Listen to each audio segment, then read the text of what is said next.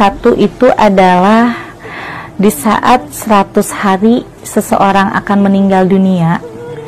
Dari 100 hari itu, orang itu akan dikuntit oleh 4 malaikat. Malaikat yang selalu mendampingi kita.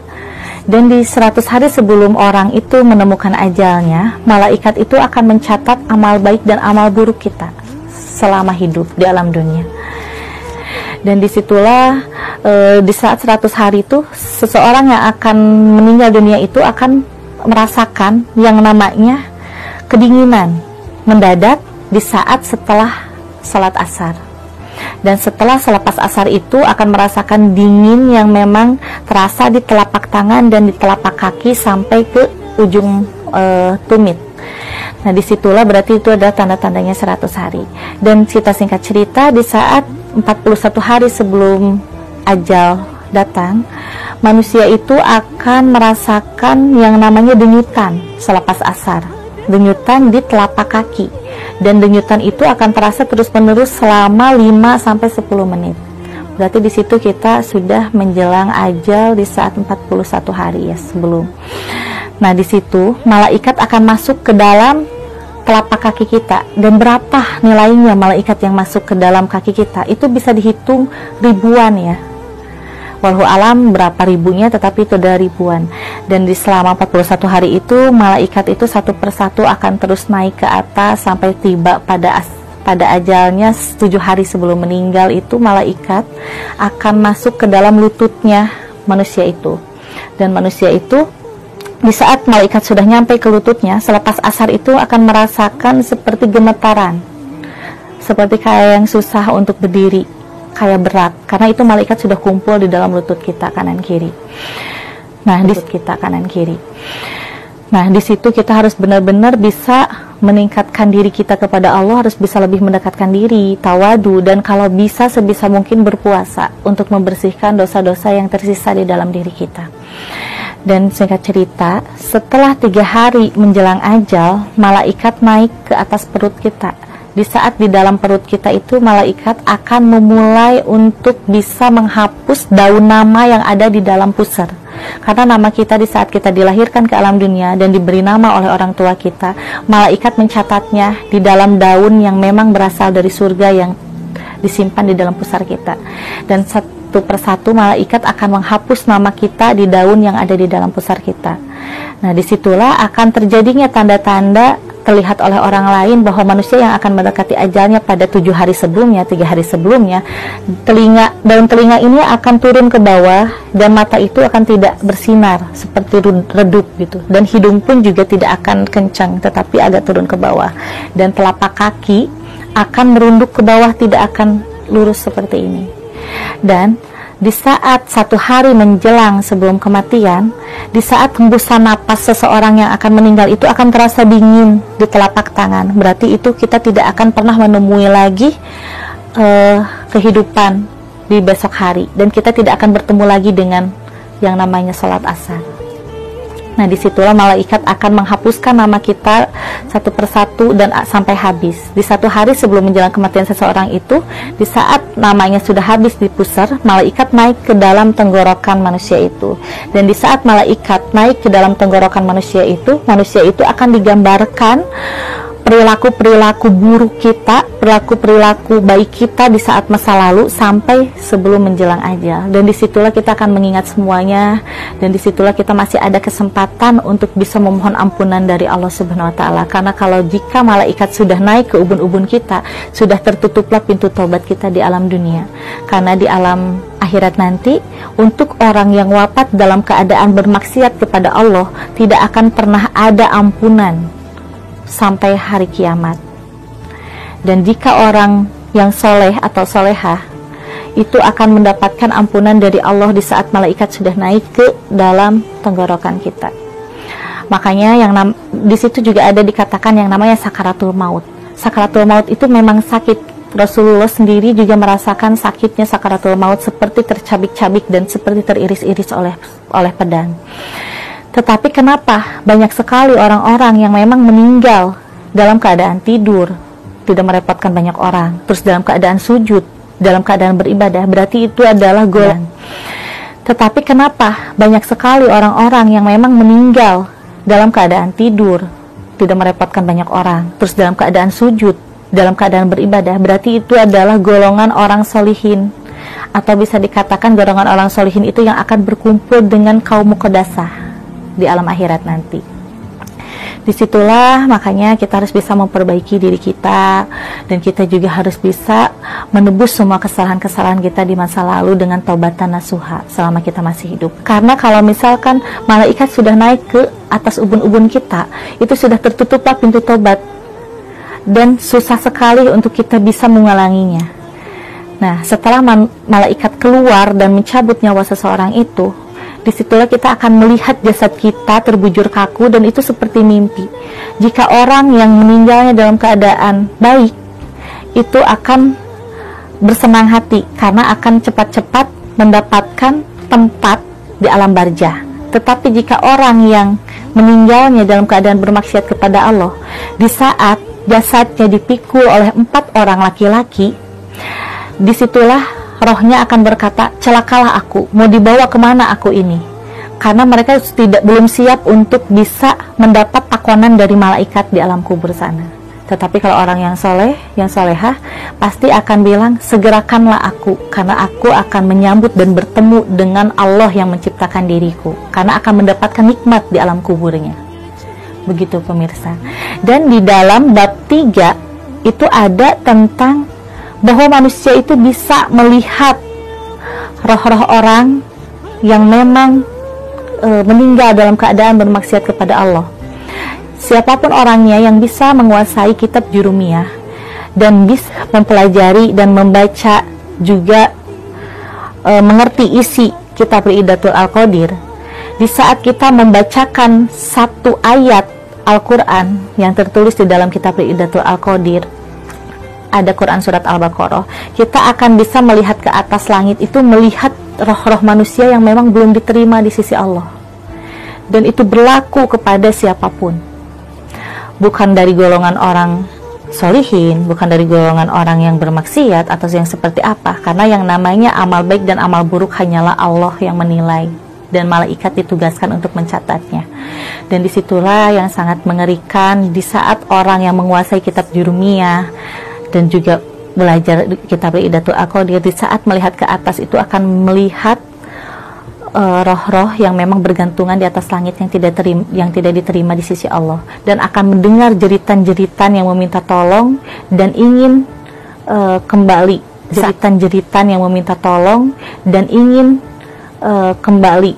Seandainya waktu bisa berputar kembali, mereka tuh ingin memperbaiki dirinya, ingin memperbaiki sifat-sifat buruknya, tetapi semua itu sudah tidak bisa, karena nanti di akhirat itu, di hari kiamat, sebelum mereka masuk ke surga dan neraka, akan dikumpulkan yang dinamakan dengan alam pertimbangan. Alam pertimbangan itu sebelum hari kiamat itu akan dikumpulkan seluruh manusia yang sudah meninggal. Mereka akan dikumpulkan di padang mahsyar, dan itu akan ditimbang satu persatu antara amal baik dan amal buruknya.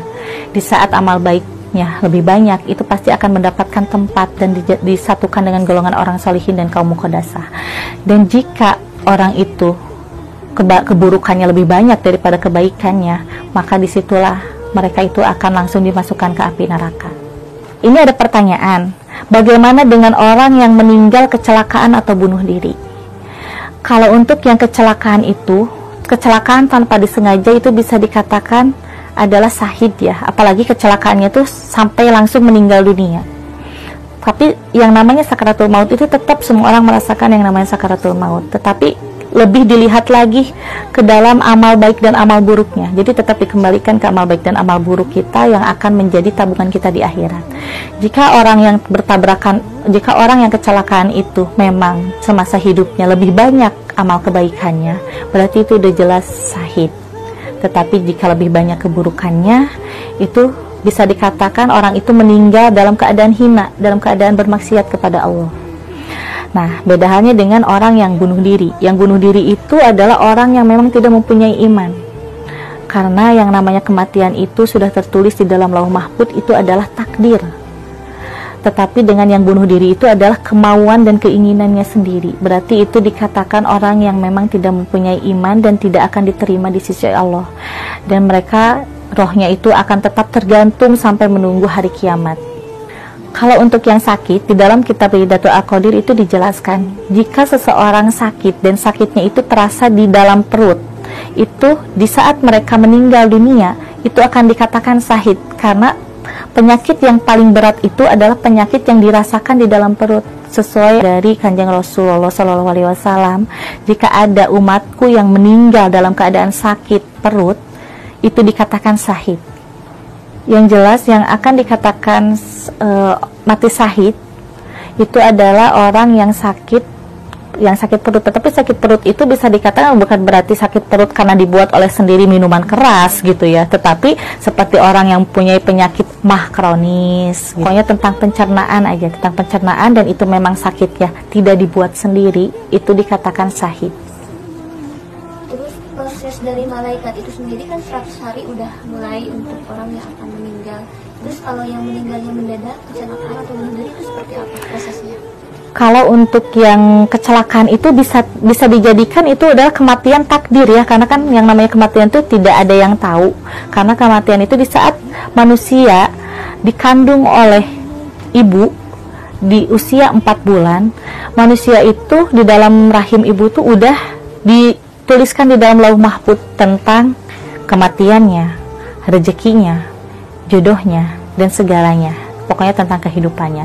Nah, kalau untuk masalah rezeki dan masalah jodoh itu adalah pilihan tergantung kita yang menjalaninya. Tetapi kalau untuk kematian yang sesungguhnya itu adalah takdir Allah. Nah, jadi jika orang yang meninggalnya kecelakaan, berarti itu sudah ada di dalam keterangan lauh mahfuznya. Dari 100 hari sebelum orang itu meninggal dunia, memang sudah diikuti oleh malaikat. Tetapi kalau untuk yang bunuh diri, itu yang mendahului kehendak Allah, yang tidak mempunyai keimanan dan ketakwaan. Makanya dari itu dia ambil jalan pintas dengan bunuh diri. Mungkin di alam dunia ini dengan dia bunuh diri, dia itu merasakan sudah tenang ya. Tetapi kalau untuk di alam barzah itu udah jelas mereka itu tidak diterima di sisi Allah, bahkan tidak mempunyai tempat, bahkan dianggapnya itu adalah hina. Jadi kalau orang yang memuja setan itu kan sudah dikatakan musyrik, dan di saat dia meninggal dalam perjanjiannya, dia itu udah jelas tidak akan diterima di sisi Allah dan tidak akan diterima di bumi.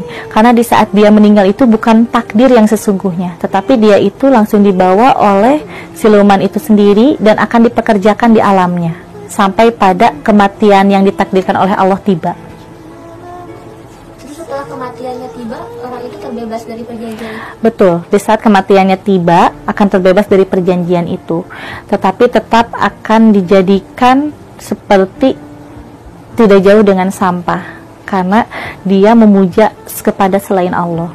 Kalau untuk orang yang diguna-guna itu, kalau misalkan meninggal, tetap itu adalah takdir dari Allah. Karena kalau misalkan orang itu belum pada saat waktunya meninggal, pasti walaupun sesakit apapun, diguna-guna seperti apapun, dia akan mendapatkan pertolongan dan perlindungan dari Allah. Jadi kalau orang yang meninggal karena guna-guna, tetapi itu memang sudah takdir dari Allah meninggalnya dengan sababiah itu tetap dikembalikan lagi ke amal baik dan amal buruk kita. Tetapi kalau misalkan penyakitnya di dalam perut, itu udah jelas syahid. Tetapi kalau orang yang meninggal karena guna-guna, tetapi itu memang sudah takdir dari Allah meninggalnya dengan sababiah itu tetap dikembalikan lagi ke amal baik dan amal buruk kita. Tetapi kalau misalkan penyakitnya di dalam perut, itu udah jelas syahid. Tetapi kalau misalkan dia meninggal karena santet sambar nyowo gitu kan, itu jelas semua dosa-dosanya orang yang disantet itu akan pindah kepada orang yang memang menzaliminya. Jadi untuk yang meninggalnya itu bisa dikatakan syahid juga.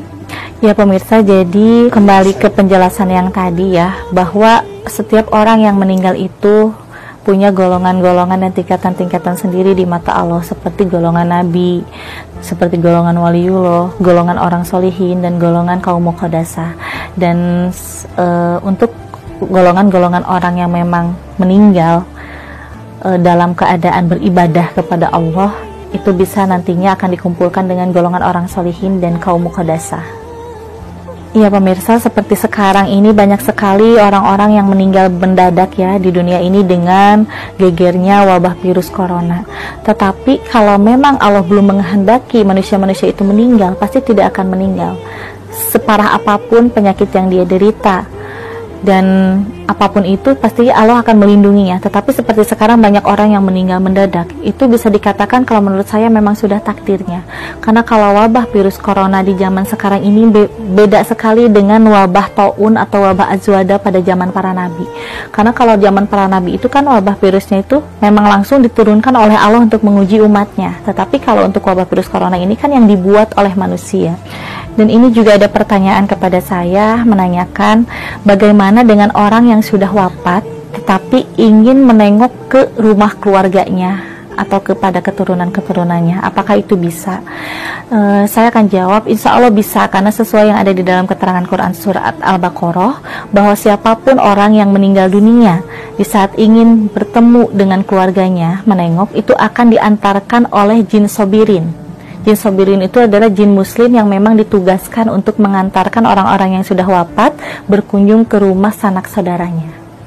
Kalau untuk sanak saudaranya tahu atau tidak, itu jelas tidak akan tahu, tetapi bakal merasakan bahwa yang sudah meninggal itu atau leluhur kita atau orang tua kita yang sudah tidak ada itu lagi ada dan hadir, karena sanak saudaranya akan merasakan dan mencium aroma wangi parfum dan bunga. Tetapi jika orang yang memang pernah melihat orang yang sudah meninggal datang dengan sendiri, terus menangis dan meminta tolong, itu adalah jin korin yang menyerupai orang yang meninggal tersebut. Benarkah katanya yang sudah meninggal itu bisa melihat kita dan kita di dunia? Benarkah seperti itu? Kalau orang yang sudah meninggal sebenarnya sudah terputus ya antara kehidupan di alam barzah dan di alam dunia. Tetapi bisa ada kesempatan dalam 1 minggu itu 1 kali untuk berkunjung kepada rumah sanak saudaranya. Dan hanya doa anak soleh lah yang bisa nyampai dan bisa memperingankan hisaban-hisaban orang yang sudah meninggal. Ya pemirsa, mungkin sampai di sini pembahasan dari saya, dan saya pesan dari saya untuk sahabat setia IMP dan juga untuk semuanya, bahwa kematian itu adalah takdir dari Allah. Jadi jangan sampai kita tidak mempunyai keimanan dan ketakwaan di dalam menghadapi sebuah masalah besar. Jangan sampai ambil jalan yang pendek gitu, seperti bunuh diri, karena yang namanya bunuh diri itu tidak enak. Seperti dirinya aja akan bebas dari semua masalah, tetapi pertanggungan kita di akhirat nanti yang berat. Jadi saya sarankan kepada semuanya lebih meningkatkan diri kita kepada Allah Subhanahu wa taala, dan tolong jauhi sifat buruk, dekati sifat-sifat yang baik, dan kita harus bisa lebih meningkatkan keimanan dan ketakwaan kita kepada Allah Subhanahu wa taala.